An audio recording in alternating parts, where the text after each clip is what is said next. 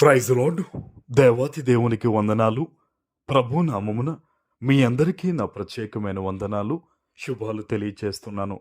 ఈ దినము కొరకు ఏర్పాటు చేయబడిన దేవుని వాగ్దానము ఆదికాండము 28వ అధ్యాయము 14వ వచనము. నీ సంతానము భూమి మీద లెక్కకు ఇసుక రేణువుల అగును. నీవు పడమటి తట్టును, తూర్పు తట్టును, ఉత్తరము తట్టును, దక్షిణపు తట్టును వ్యాపించెదవు. దేవుని నామానికి మహిమ కలుగునుగాక. ఈ ఉదయకాల సమయంలో సర్వ సృష్టికర్త అయిన నీ తండ్రి గొప్ప వాగ్దానాన్ని నీకందిస్తూ ఉన్నారు. ఆమెన్. ఆనాడు యాకోబును ఆశీర్వదించిన దేవుడు, యాకోబు మాటిచ్చి ఆ మాటను నిలబెట్టుకున్న దేవుడు ఈరోజు నీ జీవితంలో కూడా నీకున్న పరిస్థితులను బట్టి, నీ యొక్క మనస్సులో ఉన్న కొన్ని ఆవేదనను బట్టి, ఆశలను బట్టి ప్రభు నిన్ను ఆశీర్వదిస్తూ నీకిస్తున్న గొప్ప వాగ్దానం ఇది. ఆమెన్.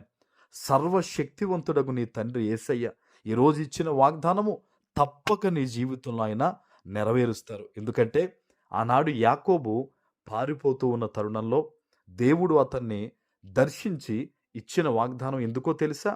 యాకోబు పట్ల దేవునికి గొప్ప ప్రణాళిక ఉంది. యాకోబు తన జీవితంలో పట్టుదల కలిగి ఉన్నాడు. తల్లి గర్భములో ఉన్నప్పటి నుంచి కూడా ఆయనలో పట్టుదల ఉంది. ఈరోజు నీ జీవితంలో కూడా ఎన్ని ఒడిదుడుకులు వస్తున్నా, ఎన్ని ఇబ్బందులు ఎదురవుతున్నా నీలో పట్టుదల ఉంది. అది ప్రభు చూశాడు. ఆ ఎగ్జామ్లో పాస్ అవ్వాలని, ఆ కుటుంబాన్ని కట్టుకోవాలని, బిడ్డల్ని మార్చుకోవాలని, పరిస్థితులన్నింటినీ జయించాలని నువ్వు ఏదైతే ప్రార్థన చేస్తూ ఉన్నావో, ఏదైతే ఉపవాసం ఉంటూ ఉన్నావో, ఏదైతే దేవుని కొరకు నువ్వు వాడబడుతూ ఉన్నావో, ఆ పట్టుదల దేవుడు చూశాడు కనుకనే ఈరోజు నిన్ను ఆశీర్వదిస్తూ ఆయన ఇంత గొప్ప వాగ్దానాన్ని ఇస్తూ ఉన్నారు. నీ సంతానాన్ని దేవుడు గొప్పగా దీవిస్తాడు. అది ఎలాగో తెలుసా? శోధనలో, పాపం అనే శోధనలో పడకుండా నీ సంతానాన్ని దేవుడు ఆశీర్వదిస్తారు. నువ్వు ఏమాత్రం నీ బిడ్డల గురించి భయపడొద్దు. వారందరూ యెహోవా పాదముల వద్ద ఉంటూ వారు దీవించబడబోతూ ఉన్నారు. ఆమెన్. అయితే ప్రభు నీకు చెప్తున్నాడు, నీవు పడమటి తట్టు, తూర్పు తట్టు, ఉత్తరపు తట్టు, దక్షిణపు తట్టు కూడా నువ్వు వ్యాపించబోతూ ఉన్నావు. నీ కుటుంబాలన్నిటిలో కూడా నువ్వు ధన్యురాలువు, ధన్యుడు అని నీకు పేరు ప్రతిష్టలు దేవుడు ఇవ్వబోతున్నాడు. నీ బిడ్డలందరి గురించి కూడా అనేక మంది మంచిగా మాట్లాడుకోబోతున్నారు. ఆస్తిపాస్తుల విషయంలో దేవుడు నిన్ను దీవించబోతున్నాడు. ఆరోగ్య విషయంలో దేవుడు నిన్ను దీవించబోతూ ఉన్నాడు.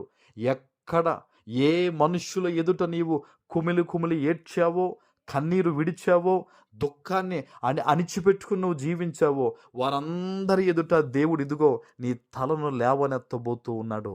ఆమెన్. ఇది సజీవుడైన దేవుని వాగ్దానం. ఇది నిన్ను చూచిన తండ్రి నీకిస్తున్న వాగ్దానం. ఇది చెప్తున్న ఏదో చిన్న మాట కాదు. ఇది నీ ఆవేదనను గురించిన దేవుని యొక్క ఆలోచన ఇది. అందుకనే ప్రభు ఆనాడు యాకోబుకి ఇచ్చిన దీవెన ఆశీర్వాదము ఈ ఉదయకాల సమయంలో నీకు ఇస్తున్నాడు. దేవుని బిడ్డ, అశ్రద్ధ చేయొద్దు.